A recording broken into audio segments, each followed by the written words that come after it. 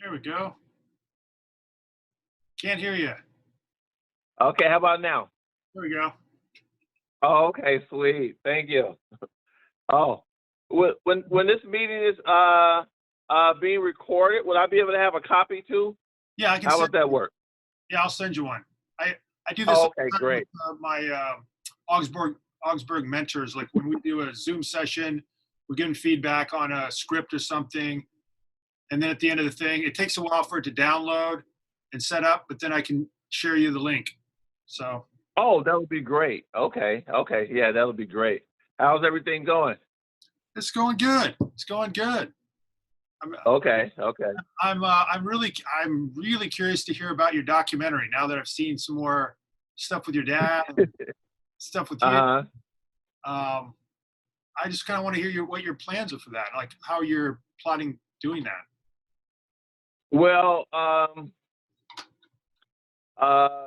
so basically, it's kind of like, first going back to Kling, everyone kind of like, once I started with Kling and then when I was done, a lot of people were kind of interested in like me, and like, what happened next, and everyone who knows me know it was kind of a bumpy road.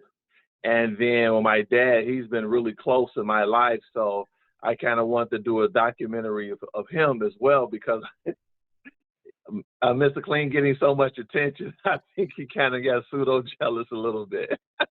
So I say that I'm gonna go ahead and do one of my dad just to tell my family story, really. Yeah. And it's very interesting too. No one really, we have a story to tell, and no one really ever told it. And so I just kind of, a lot of my relatives, my nephews, nieces ask questions about the old days, and they heard all of these stories and they heard the legends, and things. So I've always kind of found myself talking about those old days. And so I said, I'm just gonna go ahead and just interview my dad and just put it all out there. And so that's how so that's basically where I'm going with it, because he pretty much changed. Yeah. He pretty much, changed. Oh, sorry, one second here. Yeah, so he pretty much changed, and everyone who knew him back then see his change, and they wanted to, it's inspiring. It's an inspiring story, Oh yeah. And then I kind of want to be low key, and I don't really want to tell my story because I think I still have so much to do, and so I started talking about my dad and telling his story, and then when I talk to people and I find out, it's just like I can't tell his story without telling my story. Right. Then it draws me back to Mr. Clean, and so that's basically it. So I got some more people to interview. I got about 6 more people to interview. I plan to interview this Christmas week when I go back to Chicago. And so my dad who kind of talked more about it and everything. So it's going to be like a longer project because, we got to gather up a lot of the pictures and the footage and things, from back in the days, the cotton fields and everything. Dude, So yeah, and go ahead. I'm sorry. Do you have old footage and stuff of like the old neighborhoods and that kind of thing, or? I have some old footage of neighborhoods and some pictures of my family.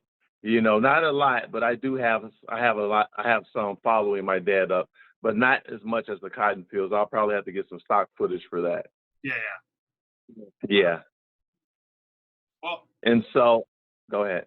well, I'm glad you're incorporating yourself into the story because I feel like that's a big part of it.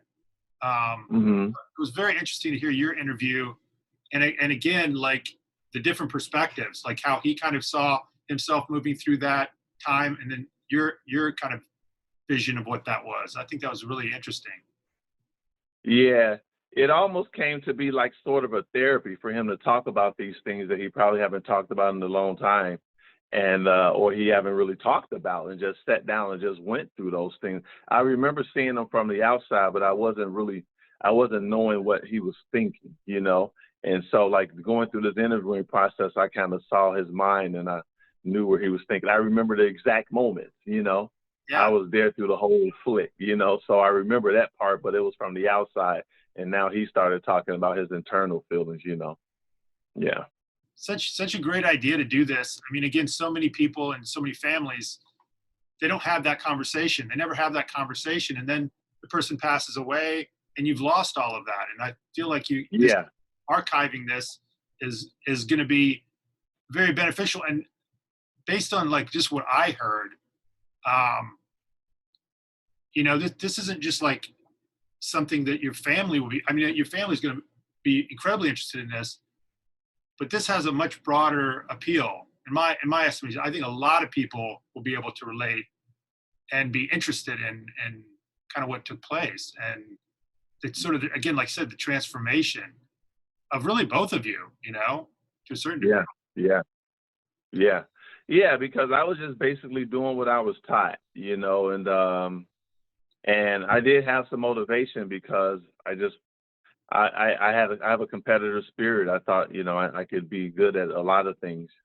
And I think too, like with going back to like the Mr. Clean story and like the drama, creating the drama series, is like I see it as more like, even though my dad really, like, me learning more of the street side was more like 8th grade and towards, the high school era, we can just like, rewind, like, bring it back into place and time where I'm getting 2 educations just to create the drama.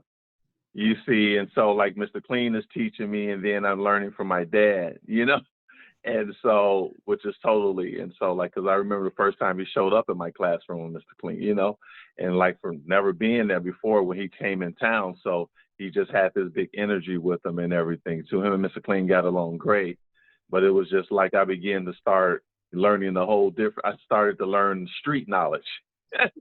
Those And that two sides, the two sides. The street side, yeah. And my dad, he was really keen on education, so that's why he loved Mr. Clean, but he didn't know how much of the profound effect that Mr. Clean had on us, because Mr. Clean was teaching us self-awareness as far as, being in living in 2 Americas. He made us aware that there was 2 Americas, where my dad didn't even know, things that, that he was teaching us that, prepared me for it. So when I was always, in the streets with him, or like in the different sides in the neighborhoods, it was like I had a better understanding than most of my peers, so, and I wasn't willing to go too far, because I just knew that, this, this is not really where I want to be, but I'll play for a minute, And so, but I was learning, both sides of it. And I kind of had a different perspective. It would be times where I would educate, my whole family, all of my uncles on history. Oh, wow. Yeah. Going back to Homo sapiens, the original man, the original humans that came from Africa. They would sit down and just listen to me off the lessons that Mr. Clean taught, so. And while I was learning the street knowledge, so it was just so much, but it was all kind of together, and I was just basically a student, on both sides, from the education, the not school books versus the street, the street knowledge. Well, yeah. To have that awareness, I think in your interview, you said something about like you'd go to your mom and say like, please keep me in school. Like make sure that and like that, I think it's like for a teenager to be seeing kind of the landscape and have that awareness of like, this is what's going to kind of elevate me and keep me going. I thought that was pretty incredible. So. Yeah, it was just something in me. I can show you a picture of like when my high school picture, or just like pictures. I always kind of looked like I was in a daze, or kind of just had a lot on my mind. And it's like I didn't know where it came from, but I could sense things, I can feel energy from people not even having a conversation. So I could just kind of sense what's going to happen. And I knew that I would have these conversations with my mom, because I knew that some way I'm going to need someone else to pull me back. It's almost like going to a dream and say, if I start shaking, I'm having a bad, wake me up, please, and so I would beg my mom, and she didn't know where this came from, because I was a straight A student. But this was before I went to high school. I said, Mom, please don't let me drop out of high school, because I seen what was happening to the kids in my neighborhood. I seen how they were turning. you know, and they were turning, and it was just they were turning before my eyes, and I knew that one day I think I'm gonna, you know, I was gonna be faced with those same decisions, you know, and those choices. Yeah. Well, it's funny. Like as I was putting my proposal together, I was like, I was just thinking about Mr. Kling and like, that story or whatever. And then I hear the interviews, and then I heard your interview. I said, "Whoa, man, this is like a totally, like this is different. Like this is, um, it feels like that." I'm going to call it the 8th grade year because I think you're right. Bringing back your father comes back. Kling is teaching you. It's kind of like you have almost these kind of two different father type figures, and Hmm. you're getting like again like what your father had said, like the two sides of the blade.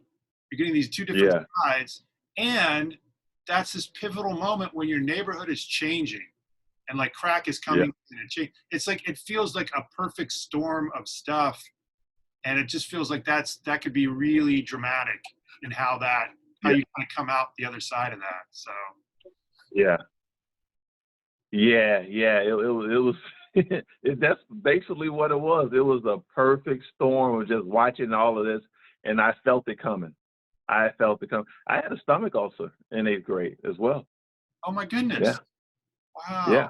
Mr. Clean helped me go through it. He would teach me to breathe, and you know, we would go through breathing exercises and stuff. But yeah, I had a stomach. I was being treated with the stomach ulcer by the time I left 8th grade. It's because I was stressed so much Wow. about what was happening, what was about to happen. Yeah.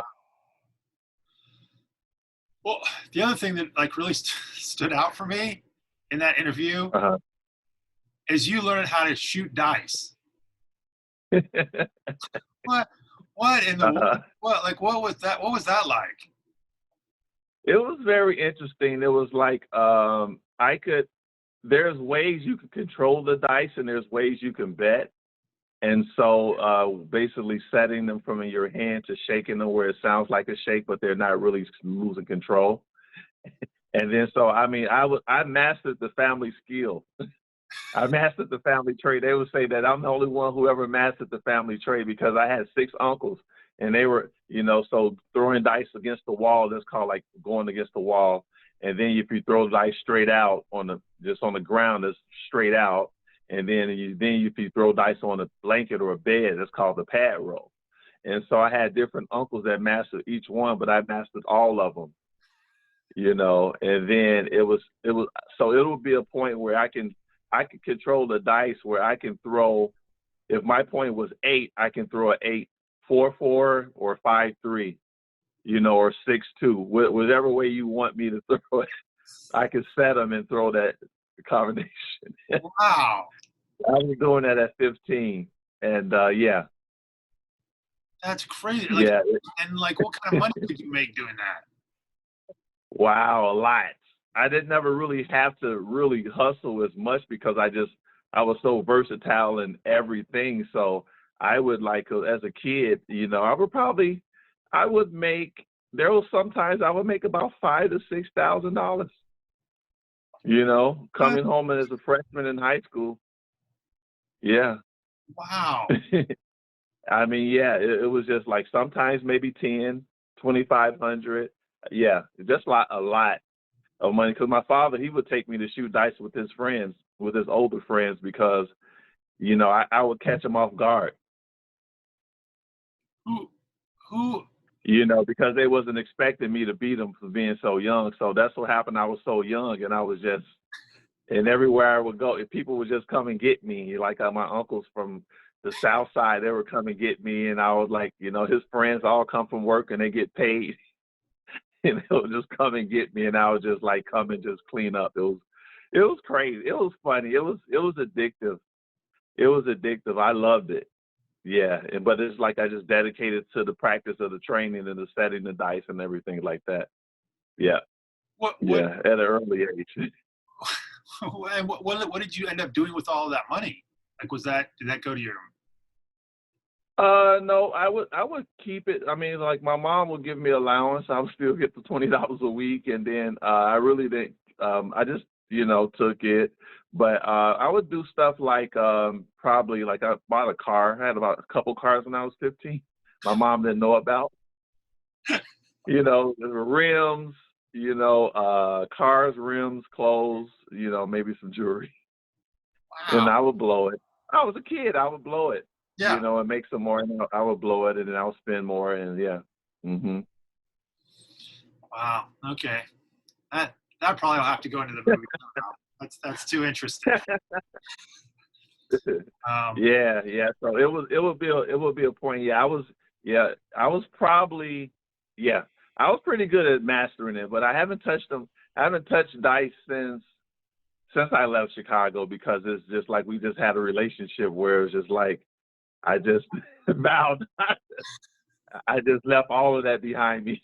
oh my gosh. Yeah. Wow. And your dad, like, a couple of questions that I had with his interview. So, so he can't, like, what? First of all, why did he go to the penitentiary? What did he? He went to it was among other things. I think it was a robbery. I think that he was tied to some type of robbery.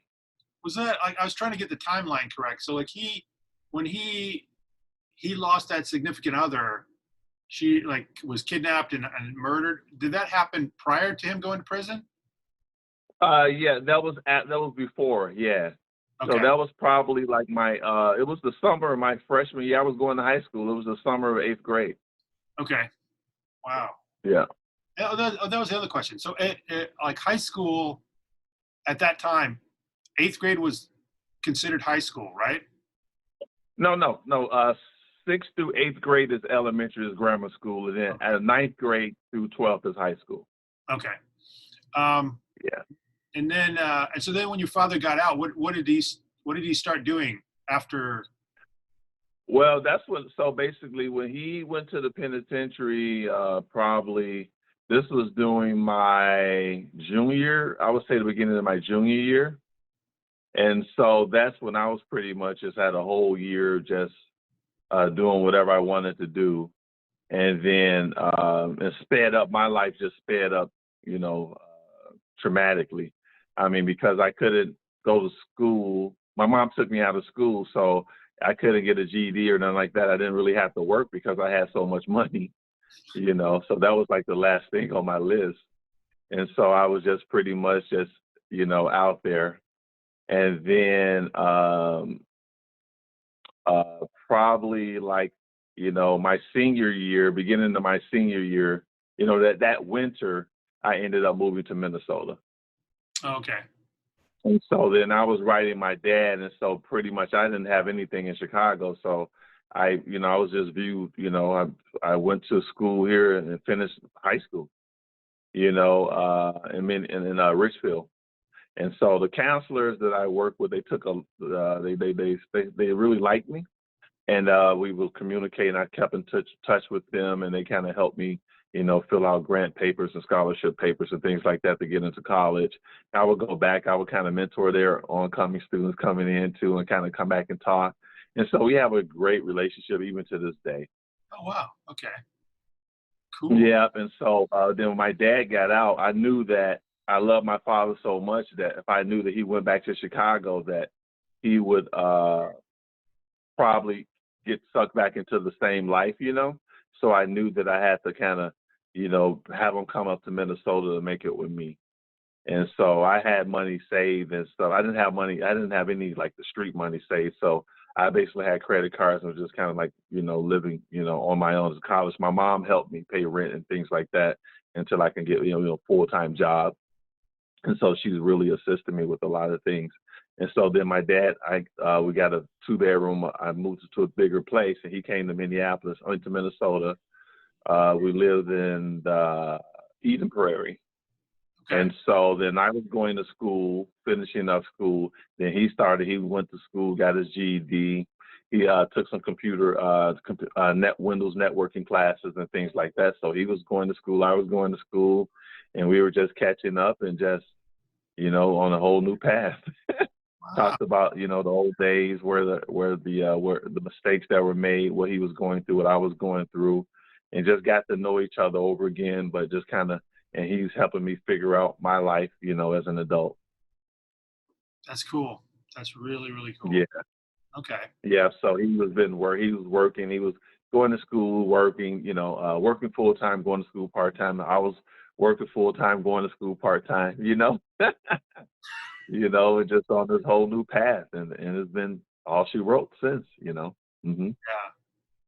Well, and again, I feel like that's also, you know, that's kind of a starting point for the film too. Like, because I feel like it, one way to get into the story is through, again, is through you looking back, you know, going back to kind of see like that period of time that really, it feels like shaped you. Like that really, that moment in time was kind of your coming of age kind of thing. And so I think that would be, I think that'd be interesting to kind of, again, chart that documentary, have that be kind of like the framework for going back in time and history stuff. So I don't Yeah. know.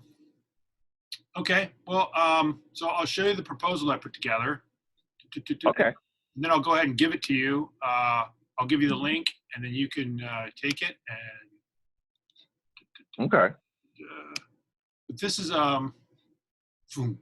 The other thing too that like is interesting is the timing is really cool because just finished all the stuff, the paperwork and everything with Dominic, so that the script Okay. of Prison Baby is now kind of like, I mean, because these are really going to be very similar type stories, I think. They're both kind of smallish stories. They're both memoir-like stories, you know, they're true stories. They're both based on something. This was based on a book. This is going to be based on kind of your documentary. And so you're going to kind of have this weird window into like you're like 6 months behind what this project is. Yeah. And so the cool thing is I'll be able to kind of keep you up to date with like what we're doing. Okay. Maybe making some of the same, you know, making a mistake or like, oh, we found this helpful, we didn't find this helpful, you know, so you can kind of, you know, go to school on us as we're kind of moving through the process. Because yeah, I'm having a call with him on Friday where we're going to start talking the strategy because, you know, the next steps are basically trying to attach what we call above the line talent. So that would be like a director or a cast. And so yeah, so that's the kind of the next steps we're taking. And he's also looking at there's an online thing. I think it's called Slated, and it's kind of an organization or like an online platform that tries to hook up financiers with film projects. And it looks to me like it. I mean, he's exploring it. I've not had a lot of experience with it. It looks like you have to have like you get rated or scored. So like they'll look at your script, they'll give you a score based on like how good they think that script is. But then also like who's attached to it. Like, you know, again, like, do you have a track record? If you do, your score probably will be higher. If you don't, your score will be lower. You know, if you have like, if you get a director attached, your score probably would go up, you know, and you have to kind of get into a certain level to get like a lot of help. And so I don't know how valuable it will be. So this will be something that we can kind of like scope out because he doesn't have a huge track record. He's made a documentary. He's got a lot of production. He's done a lot of commercial production here in town, and he's done kind of some shorter movies. So yeah.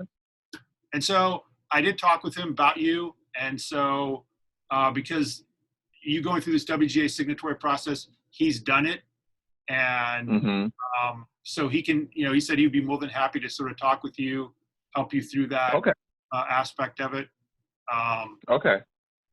So, okay, yeah. So within this proposal is basically the vision for the screenplay, which I think has kind of changed now that I've a little bit since I've seen,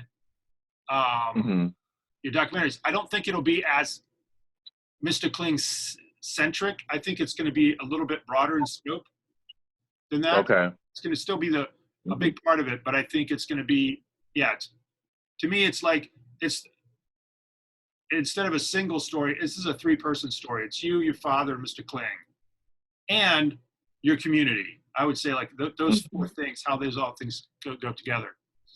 Right. Me, we can talk about the Writers Guild, the WGA minimums, the cost estimates, and then the contacts. Okay. So the plan basically create a feature-length screenplay based on the life of Mr. Kling, impact he had on his students on the west side of Chicago in the early 80s. I had no idea, again, that it was that, I mean, it was like such a seminal time. I didn't realize like that crack epidemic was happening right as you were, right during that time. So like that's, I think, going to be really interesting. Yeah. Because I haven't seen that before. Mhm. I don't think have you seen anything like that on the screen before? In movies or anything? Yeah, there's a couple actually. Snowfall. It was written by, I think he died too. He was he wrote he produced Boys in the Hood. Okay. Yeah, so Snowfall, it kind of talks about in California how, like how they were linking it to the CIA was selling the drugs to the locals, kids in the neighborhood, and the local gangs in the neighborhood, how it kind of started. Yeah. So that's Snowfall. And so that was like right during the time I was, growing up. Yeah. Yeah. And then, so that's kind of the beginning of it. Okay. Yeah. Well, I'm going to take a look at that. The other thing is, this is going to be, I'm trying to gear it down for this to be a non-original screenplay. Okay. Strictly for the WGA minimums, and we'll see that in a moment. There's a big difference between an original screenplay and a non-original screenplay. And I think since you have a documentary, I called about this, we can base it on the documentary, and that will bring it down to that level. So basically the value of doing it this way is that you're going to basically own the screenplay outright. Now, in a lot of cases, let's say I had I have a lot of scripts that are spec scripts that a producer could come to me and option, which basically means they're kind of renting it. So they pay me a couple of $1,000. They then get that screenplay for a period of 6 months, 12 months, 18 months, with an option to keep it for another 6, 12, or 18 months. And so they're paying for that. And what they're doing in that time period is they're racing around trying to get the talent, the financing, all of that together. Okay. But what happens is a lot of times you're working on that or whatever, and then the option lapses. And when the option lapses, the writer gets the material back, and you're kind of like back to square one if you don't get it situated. In this case, gotcha. You're basically purchasing the screenplay or commissioning the screenplay. So you're basically, it's kind of like commissioning a work of art. You're going to own it at the end of the day. You're not going to have to worry about any renewals or anything. Like, you can work on this project on your own timetable and move forward. The other thing I will say, because this is something that's brand new that I'm just learning about, and I can also share my knowledge of this, is I had a friend who, he had like an idea for like a TV show. He had written it out, and he was trying to get it to like producers in LA to get it financed, and he wasn't having a lot of success. And so what he decided to do is like, well, you know what? I'm just going to turn this into a podcast. And so it became like an audio narrative podcast. So he took his screenplay, he tweaked it a little bit, and then he got like a sound designer to kind of like, as he's relaying the story and the actors are acting the story, you're hearing the sounds or whatever. And so it's kind of this narrative audio podcast, and Hmm. it's starting to take off. And now he's getting the reverse happening. Now some TV and film people are going, oh, you seem to be getting some traction with this. You seem to be getting viewers, people that want to listen to this. And it feels kind of like a proof of concept. So now they're like, maybe we're interested in this. So again, Hmm. having the, outright ownership of this, you might be able to figure out different ways to utilize this, so there's, Right. if you're not getting the movie made, you're not getting interest, maybe you turn it into a podcast. You still own the creative content for that. Right. Gotcha. Okay. Having a WGA writer puts a professional face on the project. So any times you go out with this, you can use my bio, and that'll give you a level, with your business background, with that, I think you're going to be able to, hopefully have this feel separated from other people's projects that are happening. Okay. The timeline, which again, this is kind of an estimate, could be January through March, could be January through April. It's going to have like a research phase where, like, again, and this is another thing I was thinking of doing, and I don't know how you want to do this. Like, I can do a lot of interviews via Zoom, but I was also wondering if there's people here locally that I'm interviewing, like let's say your father or you, if we want to do that in person, then that can just be material that you can have for your, I can use it, but like that can also be stuff that you can use for your documentary. Does that make sense? Yeah, that does. My father, he lives in Chicago. Oh, he does live in He's Chicago. in Chicago now. Yeah, so I'm the only one here, but we can definitely have something like that. But yeah, we can do Zoom. Maybe we can kind of is there a way to, like, is it like a premium package where we can improve the quality of the video or something, so we can use some of these Zoom interviews for the documentary? Or I don't know, but that's a really good question.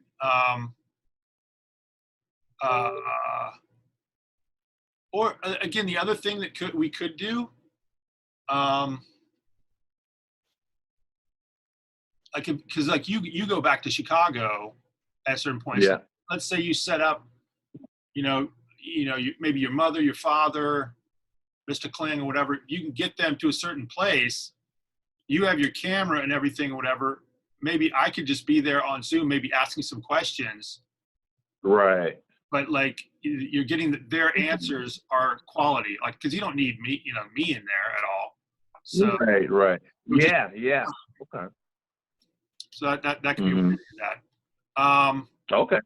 So yeah, so research, gathering up all of this information, news articles, see if we can hook up with some of your classmates. And then there'd be the script development time to create the screenplay. And then what would happen is, like, I'll get a draft of it, and then I'll deliver that draft to you.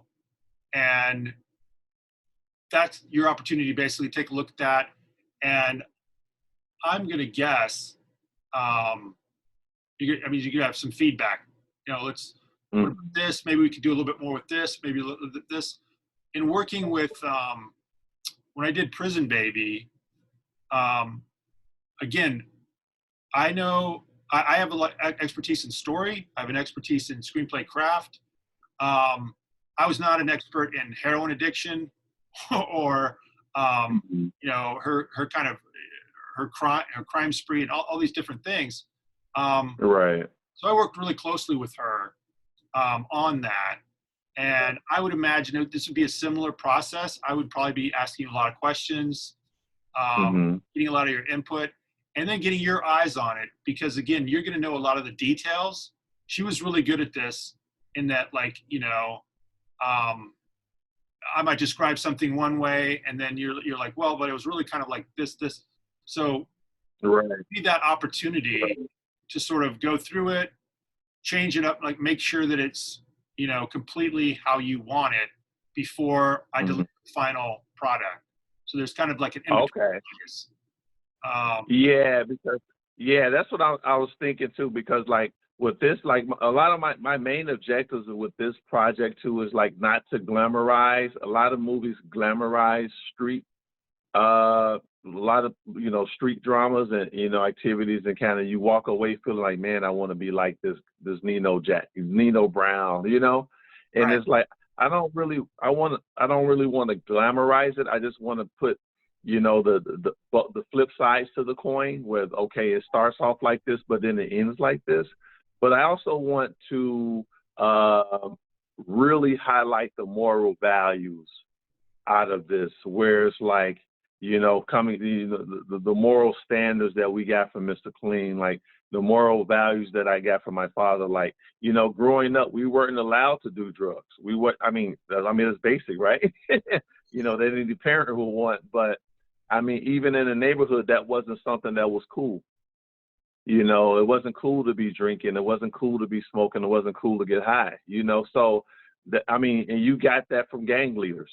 I mean, it was a time where, I had some friends of mine. They were missing. They were cutting glass one day. This is an elementary school, and they were outside, and some, one of the local gang chiefs, saw them, and they wanted to be in gangs, but they ended up taking their belts off and whooped them and put them back to school. They brought them back to the classroom. They were crying. They was like, we catch any one of y'all out here when not being in school, when you're supposed to be in school, you're on the street, it's gonna happen to you too. But these men, these younger men, brought, my friends back to class. I mean, but guess what? Nobody was cutting class anymore. I never did them, but I mean, so some of those things happen. It's just when we were growing up, a lot of dads weren't around, but you had street organizations and these so-called gangs. They basically took places of dads, where it was just like, there was some things you just couldn't go around starting fights, or when there a meeting happens and you can get punched in the chest for that, so you just couldn't go around shooting, when you want to. So like the neighborhood will come down on you, I mean, so just like a lot of those values and things that, people kind of associated gangs and like, things like that as negative. But during that time that I was growing up, it was a code of conduct and there was some standards, and that you don't see today, and people don't really show on movies because it's considered you don't want to be good, But it's just a lot of things that I just observed, that in my childhood, and I just want to bring these, the moral values highlighted more, and and the standard of living as well. Well, I could not agree with you more. And I like, again, I really want to get on the page how you saw it. How did you see that world? And one thing I'm really quickly curious about, now that you mention it, so these gangs sort of pre-crack that like, again, had like, they were bringing kids back. What were these gangs, what were those predicated on? Were they like, what were they doing? Like, obviously they're not in school. What was the gang like activity that they were doing?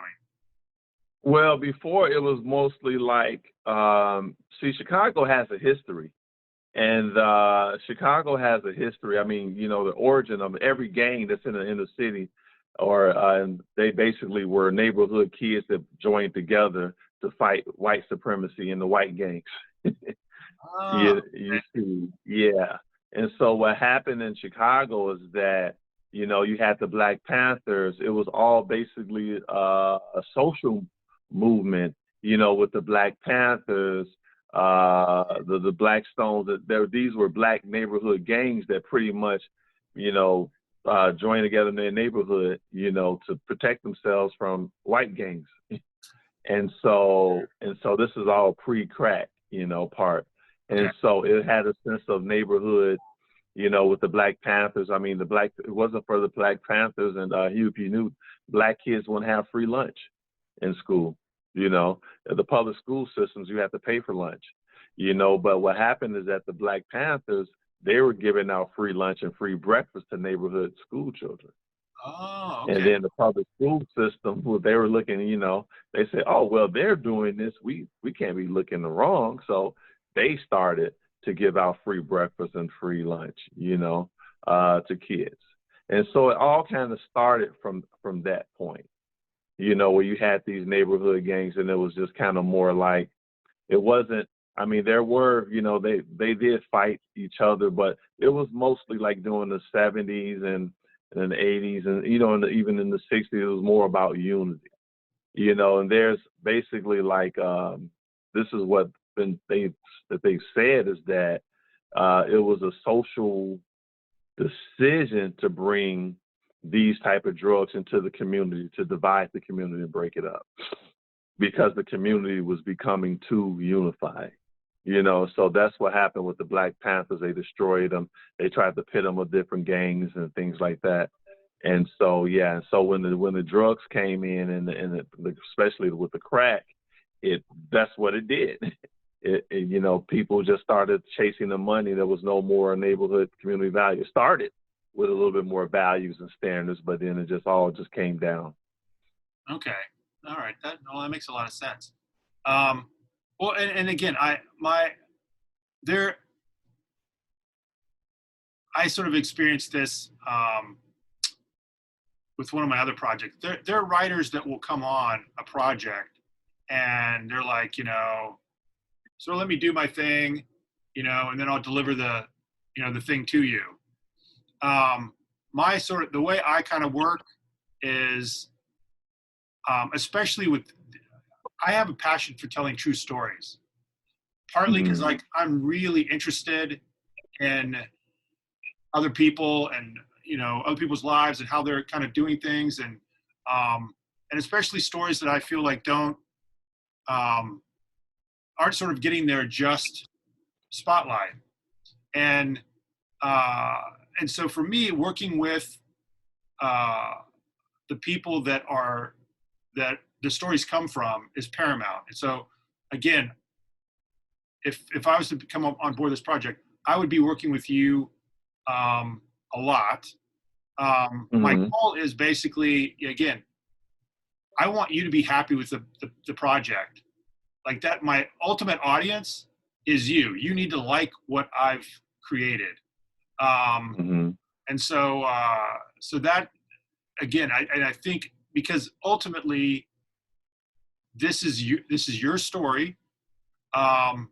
And we're doing a creative collaboration. And when you enter a creative collaboration, what you're trying to do is get everybody's best work. And again, I think it's, in this particular case, we're working for some really amazing, emotionally charged material.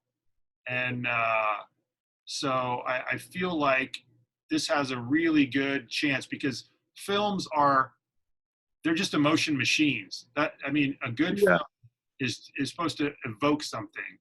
And every time I've talked with you about this project, like I'm feeling something, about like the story and everything. So I feel like it has, as good a shot as anything else, out there. So, okay. So this it's so emotional. It is very much so. And I think that you were so correct when you said, like, that conversation with your father was a therapy session. You could, I could hear the emotion in his voice, and I was going to commend you on that, because I was like, I don't know if you would have necessarily gotten everything that you got if it had been somebody else doing the interviewing. I think the fact that you were doing the interviewing allowed him into an emotional vulnerability that he might not otherwise would have been in. Like if I had an interview, I think it would have taken me a lot longer to get to that space, if I even got there. Like I could ask him questions and get into specifics, and we would go down different things. But he was really speaking from the heart in a lot of that. And that's what you want. You want that kind of emotional core captured, and so, I think that's what we're going for. And again, I think it's in the story. Um, and again, just seeing how you talked about Mr. Kling, seeing Mr. Kling talk about you guys, at every step I'm seeing a lot of emotion. And so my thing is, don't blow it, because like it's already there. Just get it. Right. And organize it. I think that's one of the things that I think my best skill is, like, and it's one of the reasons I don't do a lot. I mean, I have written original type material, my own kind of imaginative things, but I think my gift is like as an organizer, figuring out how do I craft this into a form that's going to deliver that emotional punch and power. So Okay. this is my bio, that again, you're free to use. Okay. And it talks about, winning the Knight Foundation residency with, again, what's I find really interesting is I keep getting drawn into like these kind of multicultural stories for whatever reason. Uh-huh. So the Louder Gang was a story about a sort of a Native American Robin Hood. Okay. And he had this, he kind of gathered together like poor whites, African Americans, and Native Americans into this gang, and they were battling against the Ku Klux Klan, the very early, during Reconstruction, right after the Civil War. And okay. so that was that story. Steal Away, which was, which again, I feel like your story has a little bit of, shades of that. That's about Robert Smalls. I also included, and this is just, I've always liked to keep my hand in film production a little bit, because it allows me to understand the whole process. Because I like editing, I like doing stuff. And this was kind of, again, a little bit of a passion project. I really wanted to work with my family. This was just right before COVID, I think. My son's musical, and I had just been to a Sundance lab, and they were like, look at what you have in your own life, and try to make something out of that. And I had this son who was musical. My wife is really good at project management, so I thought she could be the producer. And it was this tiny group. Like there was just me, my son, my wife, my daughter was like, she did the art design work. And wow. and then who's the other person? And then this guy who was a cameraman. He was like camera, sound. He helped a little bit with the editing and a little bit of the sound design. So it was like the four of us. Okay. And it was a really simple story about a kid who has his girlfriend has committed suicide, and he's trying to use his art of music to sort of heal himself. Real simple kind of thing, whatever. And amazingly, it went on and it won an award at the LA Shorts International Film Festival. So we got to go out in LA, and which was cool. So that's here. Prison Baby's on here. And then I could probably also, the one thing that's not on here is the previous project that I did with Dominic, which was a short called Nighthawks, which won the audience award at the Minneapolis International Film Festival during the pandemic. It was a virtual film festival. Oh, so, wow. Dominic keeping you busy, huh? You guys work together a lot. Well, again, it's like it's funny, like almost every project that I've had has been, it just feels like it falls into my lap or something. There's like this serendipity that sort of takes place. And it was like, and that project, the Nighthawks project, was like one of the best because it was, I got to be with him through the whole process, which doesn't usually happen. As a writer, a lot of times a producer will go, yeah, I want you to write something, you write it, and they take it and they take off. They leave you sort of behind. I think he knew that I had a lot of film production background and stuff. So we had this great relationship, and we created the script together. then he invited me onto the set as they were making the movie, which was a lot of fun. And then he brought me in, and casting too. I got to be a part of the casting process. And then he brought me in for the editing because, again, I've done a lot of editing in my life. And so I was like, hey, you can maybe trim this. But so it was great. I got to be a part of like the whole process. Then it wins an award. So it was great. It was it was a winning team. Let's keep doing stuff together. Yeah, right. Okay, so the next thing is the Writers Guild. So it's a labor union composed of thousands of writers who write TV, movies, news programs. And they advocate for protect writers in addition to requiring and enforcing agreements and a minimum pay scale. And they also provide us with health care and pension kind of stuff. And I don't know if you might not have been following this. I was following this because it affected a lot of people in the industry. They recently took on a lot of the big talent agencies out in LA.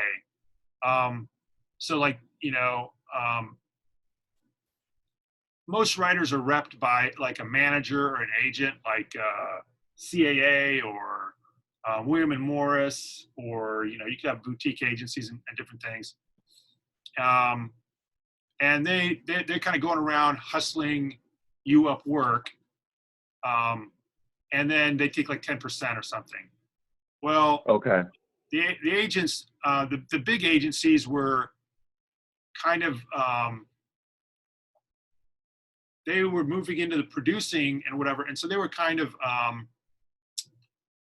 taking money from both sides, which meant like they weren't really looking out for the best interest of the writers. And so the Writer Guild pushed back on that. There's been a huge battle. Everything's finally sorted out, which is good.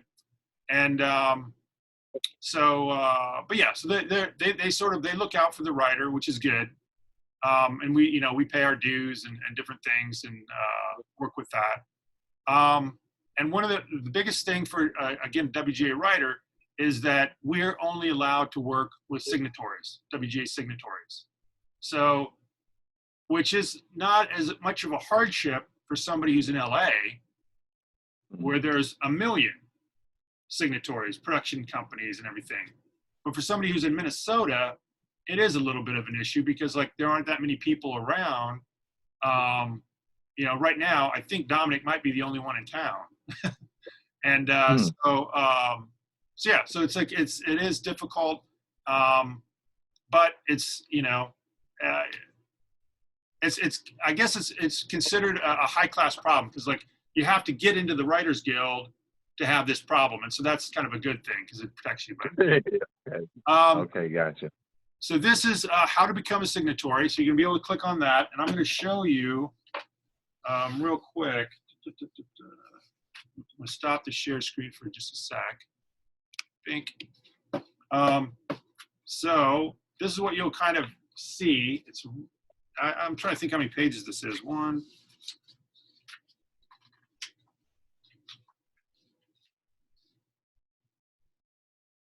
There must be at least 18 or 19 pages. So this is like a checklist. But it's basically, this is all the paperwork you have to fill out. I've not had to do this process. Dominic has. Okay. So he can help you with that. The one other thing that is nice is I did call up the WGA signatory office, and it turns out the gal that will be your contact, which her thing's on the back page. She's actually from Minnesota. She's only been out there like 2 or 3 years. So it's a little Minnesota connection. So she, when I was talking to her, she's like, so how are things out in Minnesota? So. Okay. Boop. Okay. So yeah. So first of all, yeah, that's a bit of a process. I'm really grateful for people that do go through that because I know that is a hardship for that person. Okay.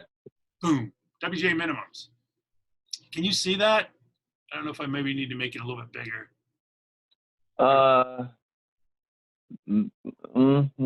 see. Yeah. So you can see So the minimums change. Like they usually do a new agreement every 2 to 3 years. So they just did one in 20. So I don't think we have another one until Mhm. 2023. But you can see, Okay. so these are the two figures for low and high. Low meaning Okay. any film that is budgeted under $5 million. High, any film that's over $5 million. So you can see the disparity. Okay. But that like it makes sense because there's more money, so the writer should be paid more. It's kind of their philosophy.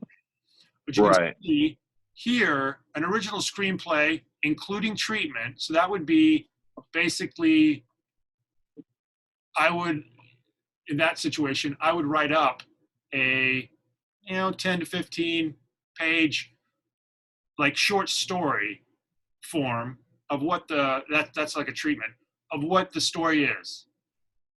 But you're Hmm. paying for that when you're doing like an original screenplay kind of thing. Okay. Non-original screenplay, including treatment, 69,000. Original screenplay excluding treatment, much less expensive.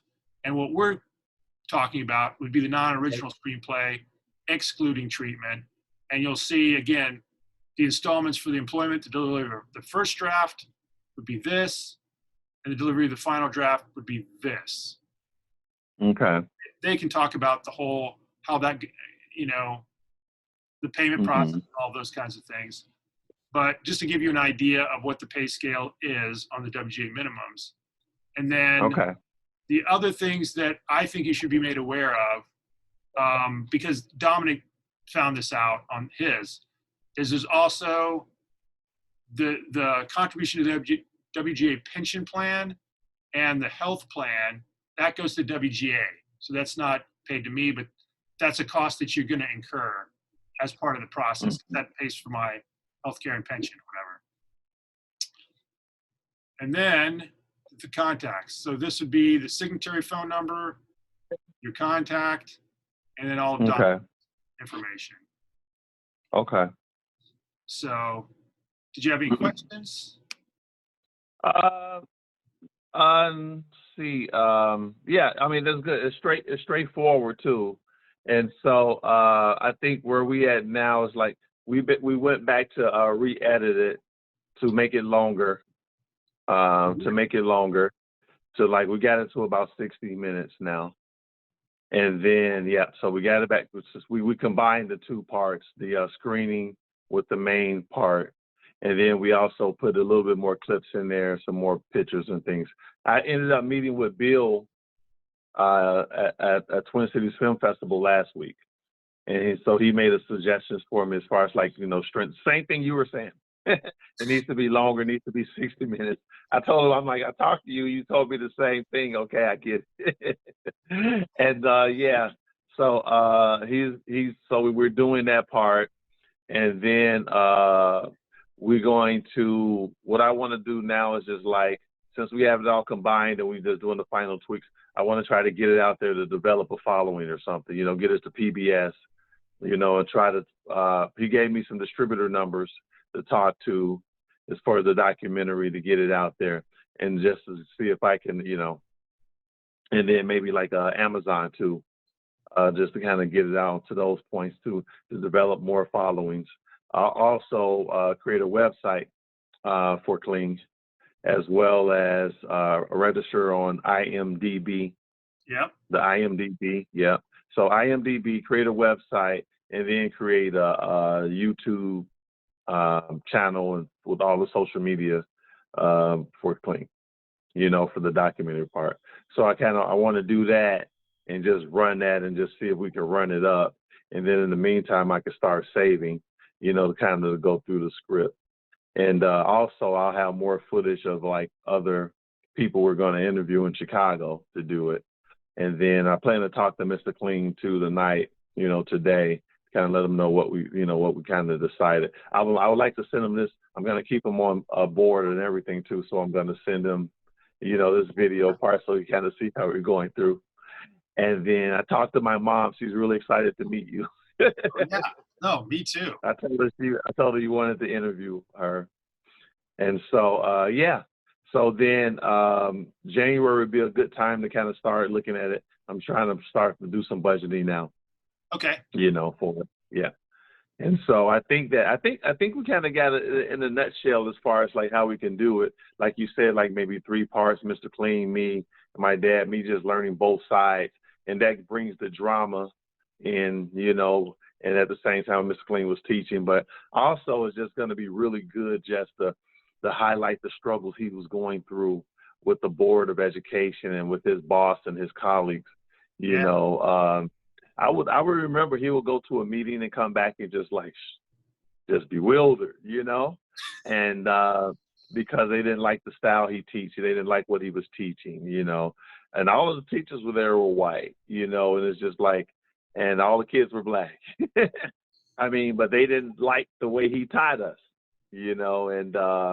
and the principal, they were going back and forth. The principal gave him some room, but I just remember those meetings. So it'll be really good just to kind of to put that in those, in this script, like, the conversations that were had and, what was said behind those rooms, those closed doors, about this teacher who's just like teaching us and giving us the real deal about reality, Yeah. Like the world we're going to, what we're facing in the world. And so, so that'll be very interesting because, I mean, it's like every day. I mean, I don't even understand how he even did it. I mean, from that point, I mean, it was, I think it was, I mean, those 3 years, I mean, even going home to your family, your wife wants you there, and she wanted him home. She wanted him spending time. He didn't want to be like his dad. So he knew he wanted to be home, with his family, but then he had us and he had 12, 8, 9, 10-hour days, grading papers and all. I mean, so he was just, everywhere he looked up, he had a battle to fight. And that's what makes it, so that's why I wanted to kind of push this for. I mean, I love my parents. I have great parents, but I kind of wanted to put this out here because he didn't have to. Yeah. My parents. Good point. My parents, they made the decision to bring me into the world. Your family, is your family, but he did not have to. Well, see, like I think that right there, like, at some point, like that has to come out, like, I mean, whether you say it or how that's worded, but I think that is an important point because that is an important distinction. Again, like there's no reason he had to do this. He chose to do this, and I think that's the interesting thing about this story is, again, it's about people. I don't know. I think it's part of it is tied in with your idea of like this morality, of looking after other people, like that sense of community that existed prior to the crack coming in, where people were looking out for one another, and like what happened to that, Mm-hmm. Yeah. And I think it is important to highlight that because we seem desperate for that right now. Mm-hmm. Yeah. Okay. Yeah. That's you're dead on point with that too, because there was a lot of chances, like the police will come one time. They came on my grandma's porch and they like, "Oh, Ben, these your 2 boys?" He said, "Yeah." He said, "Yeah." He said, "Oh, okay. Now I know who to talk to when I see him." He said, "You know what, TC? Let me know because you got my permission to whoop their ass." And bring them back to me. I mean, so my grandmom at times, she would whoop. We would be out pitch. My grandma would whoop the whole neighborhood, and we all go home crying. And then the family come back, and we were pitching pennies when we were supposed to be like, raking leaves, And she'll come out with her switch and whoop us, and she'll whoop the kids across the street, and they run home crying. And the mom's like, "Thank you, Miss Matthews. Let me know." Let me know if you catch him doing something else. Oh man. But that was the neighborhood. I mean, it really was taking a village. It took a village to raise the kids, and I think that's what we're missing now. But I just wonder why. I was asking my father this. I'm like, why me? Why am I so lucky and blessed to have so many great teachers in my life? And so it was just a lot of good, relatives that always made sure I stayed, made it if I didn't want to hear it, didn't want to hear it. One time I'll tell you this funny story that, we thought we were smart and we was in high school. So this is about, I think maybe like my sophomore year. My cousin, he went to school with me, Ronald, childhood family friend. We grew up together, but we were doing something, and he ended up, I can't remember exactly what we were doing, but we got sent home, and we couldn't come back without our bringing our parents up. He was horse playing, or probably like was throwing something in the hallway, football or something like that. But anyway, we got sent home, and he had an older brother, and and I had a car at the time too, so we paid him $20 each to bring us back to school. And he's like, okay, and his brother's name was Tony, but on the street, the neighborhood, they call him Red Dog. So he came, we picked him up, so we get the dresses, we're on our way to school in the morning, and so he takes us to school. He goes to the principal office and he signs us in, and then we think we did something really clever. Our parents never knew, or anything. Ronald was like an ADD kid, super smart, brilliant, but just always was moving. And he was he was more out there. I was shy, quiet. He was loud, and so I just kind of like lived through him. And so he kept me in trouble, but I kept him in trouble too, I suppose. But we were being kids, and so Tony, his brother, we were leaving, so we were walking him out the door, and then we saw this teacher called Miss Johnson. She's like, "Oh, is this your brother?" He said, "Hey, Miss Johnson." She said, "Oh, this your brother?" He said, "Yeah." She said, "Oh, come here." She grabbed him by his hand and said, "I got to tell you something. I got to tell you about these two." And she was an older black lady, so she dragged him around and took him to his office. Took us three to his office. We were like, "No, he has to go, Miss Johnson." And so, and we're thinking, we paid Red Dog off, so we should be good, right? So she's like, these boys here, I try to look out for them and I talk to them. Ronald he just does too much. He's always playing, he's always laughing and goofing around. And we're in a predominantly white school, and they really don't want these black boys here. And I try to tell them, and I try to talk to them like these white people don't want you walking through their neighborhoods, going to their schools. And so they look for any reason to put you out, and you're gonna make them, and you're gonna let them. And but this one here, she pointed to Ronald. But before she could get a word out, Red Dog started turning red. He was real light skinned. He had a light skin at the time. I mean, before you know it, he punched Ronald in his chest. And he says, you know better than that. You know better than acting up in the school and not doing what you're supposed to do. And being disrespectful. And he punched her. So he looked at me, and then he swung at me, and I ducked and opened the door down the hallway. But that's how it was. It was like we thought we were doing something good, but Red Dog turned on us. I mean, so it's just like we just wasn't really allowed to get away. It was only enough that he could take. I mean, he got the money. He got the money. He brought us to school, but he couldn't take that much. Then it got back to my father and everything. So that's how it was, just an open policy. It's just like, if you saw my sons somewhere acting up or acting a fool, you have my permission to discipline. And then they bring you to your parents, and your parents just find out what you're doing, and your parents discipline you. So that's pretty much, like kind of, the neighborhood and how it was, growing up. Oh man, I cannot wait to interview these people. This is going to be so much fun hearing all of this stuff. So Yeah, Yeah, just talking about it too is just like, wow. Yeah, I was talking to my mom about you and like some of the things and you know, somehow how you were just really good at interviewing and just asking these right questions because my mom, she loves to talk too. Well, that's the other thing. I need to get a hold of that book of poems that you guys did. Oh, okay. I have a copy here. I'm looking at a copy for you right now, so I can definitely give that to you. That's going to be able to help you tie everything together, Yeah. for sure. Okay. Cool, man. Okay. All right. So I'm going to work full ahead. I want to try to get this documentary out here, you know, on any platform as I possibly can, so I can kind of build up that momentum and everything too, because we learning as we go. Yeah. And so, and that way too, like, you know, I can get the year over with and get the taxes all in order and kind of go from there. All right. That sounds good, man. Okay.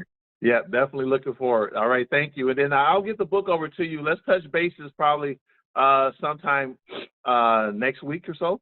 Yeah. That'd be perfect. And then, yeah, I'll just kind of touch bases with you, let you know where I'm up. And plus, I'll be able to have like the finished documentary for you. So you can look at the whole piece together with what we added on there. And then I'm going to try, like I said, I'm going to try like get the websites done. I just got my work out for me to get all of that out there. And so, like you said, that if we could prove that we have momentum and we have a following for it, you know, and then it'll make this a little bit easier, I would think. Okay. Cool. All Okay. right. All right. Okay. Nice talking to you. Thank you so much. Thank you. Have a good one. Okay. Okay. You too. Take care. Bye-bye.